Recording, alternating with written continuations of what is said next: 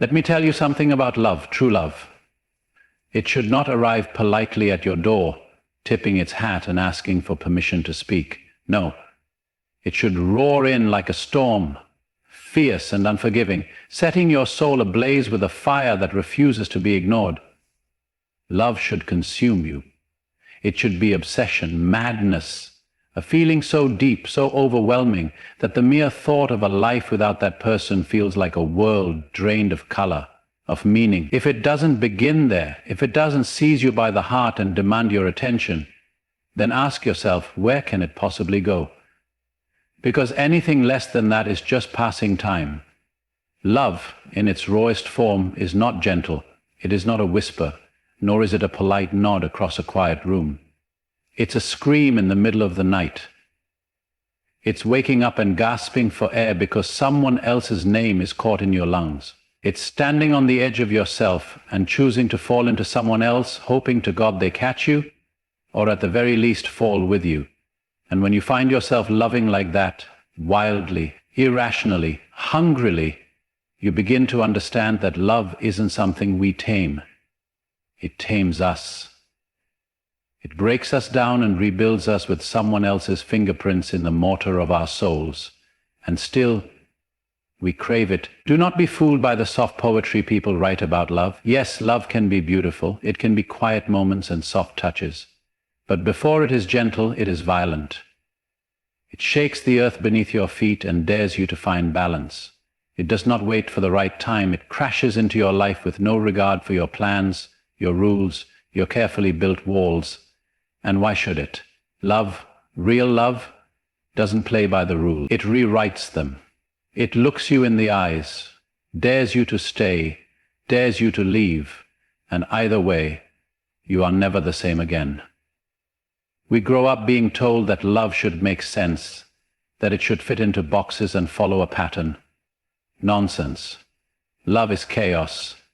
It is art, scribbled on the walls of your heart with no intention of being erased. It is sleepless nights, endless thoughts, and the kind of longing that claws at your chest. You think obsession is a dirty word? It isn't. Obsession, when born from truth, from connection, from depth, is holy. To be obsessed is to see another human being not just with your eyes but with your spirit, and to say, there is no version of my life where you do not exist. That is not weakness. That is the bravest thing a soul can confess. We live in a time that is terrified of intensity. Everyone wants cool detachment, casual affection, relationships that can be paused and unpaused like television shows. But I say no to that. I say, give me the kind of love that leaves no room for games. Give me someone who burns for me like I burn for them. Someone whose absence would rip something from the center of me, not out of dependency, but out of recognition of the rare. Because when you meet someone who moves you to your core, who sees you not just as you are, but as who you could be, you do not treat that lightly. You do not place that in the same category as convenience or compatibility. You honor it with your fire. You see, fire is not the enemy. Fire gives life. It purifies. It reveals the essence of things. And love that does not contain fire is merely affection in costume. Yes, it is easier to settle for warmth instead of heat. Easier to choose someone who makes sense on paper, who ticks the right boxes and doesn't rattle your bones. But easy is not the measure of something's worth. Love that matters, that endures, begins with losing your breath at the sound of their voice. It begins with your hands trembling at the thought of touching theirs. It begins with a madness that you welcome because sanity has never made your heart race the way they do. An obsession.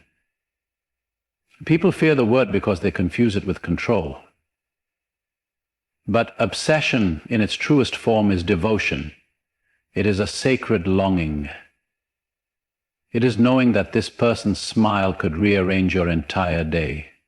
That their pain becomes your own, not because you are forced to carry it, but because your soul can't help but respond. Obsession is standing at the center of your being and realizing that every compass you've ever followed has pointed to them.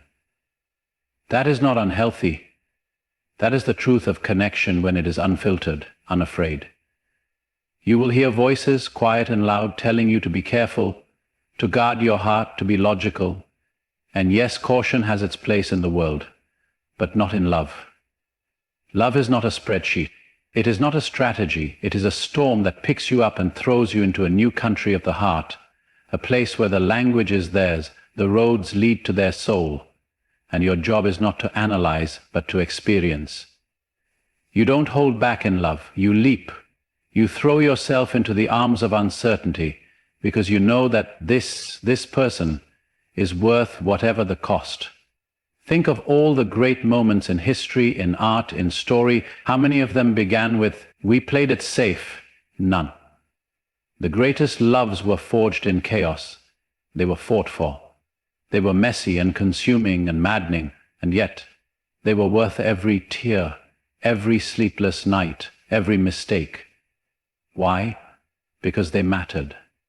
They left scars that turned into stories, stories that people whispered in the dark when they needed to remember what it meant to feel alive. That is what love should be. Not comfortable, not calm, but undeniable. Imagine waking up next to someone and not feeling the weight of gratitude that they exist. Imagine loving someone you could imagine your life without. That isn't love. That's convenience. That's company. That's filling silence, not breaking through it. Real love is deafening. It silences every doubt with one look, one laugh, one shared breath. It stands outside your logic and sings until you surrender. And once you do, it doesn't let you go. Because how could it? When something touches your soul, you don't walk away from it, you kneel before it. Let the world call you foolish. Let them mock your fire. Let them chase balance and boundaries and relationships that look good in photos. But you, if you have even the chance to taste this kind of love, do not turn away. Don't settle for tepid when you were made for flame. Don't choose comfort over chaos if chaos means truth. Love should haunt you. It should call to you in dreams. It should ache when it's gone and dance when it returns. It should be the thing that breaks the pattern, that shatters your plans, that makes you forget the life you had before it.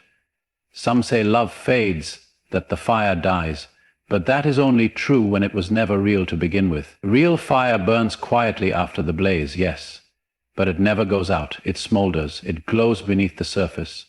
It lives in the quiet moments when their hand brushes yours and you still feel that same spark. That obsession, that intensity, it doesn't vanish. It evolves. It becomes reverence. It becomes poetry written in glances, in sighs, in silence. It becomes the echo of your younger selves laughing in rooms you've yet to build. And that kind of love, the kind that transforms over time without losing its soul, is the rarest kind of all.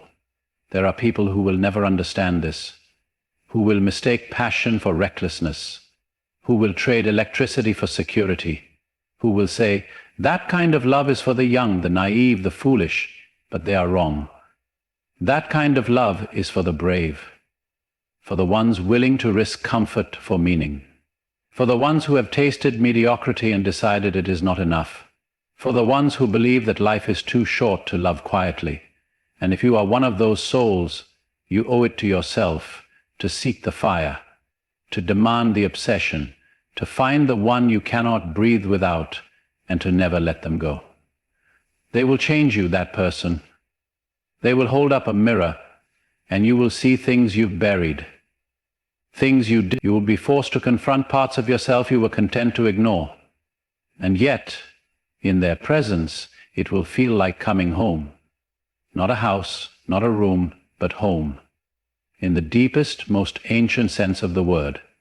Your spirit will recognize theirs, not as a stranger, but as something remembered, as something once lost, now found.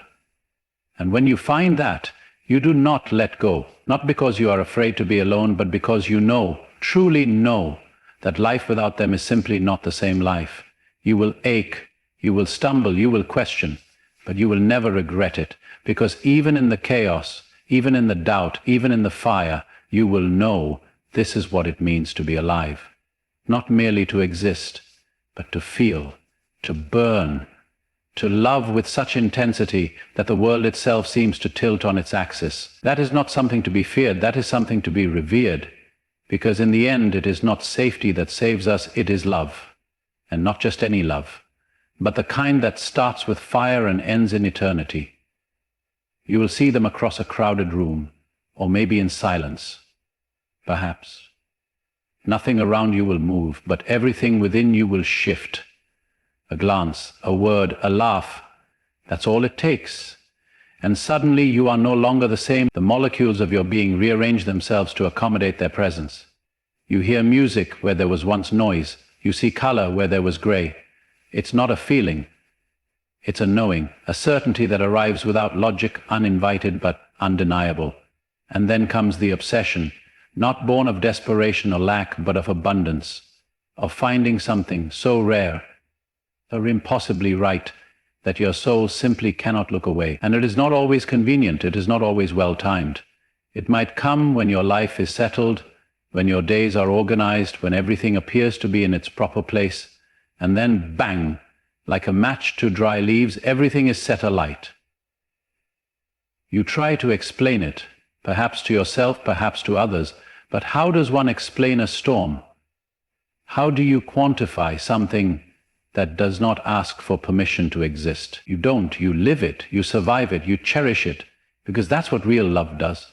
It interrupts, it rewrites, it redefines. The fire is not there to destroy you, it's there to burn away everything that is false, to leave you exposed, raw, real. And yes, that's terrifying, because it means being seen.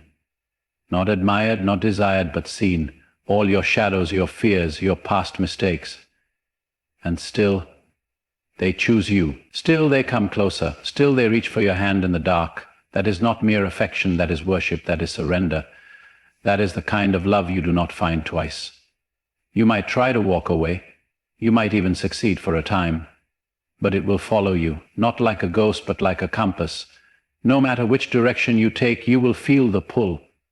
You will meet others, good people, kind hearts, but they will not ignite you. They will not speak the secret language of your soul.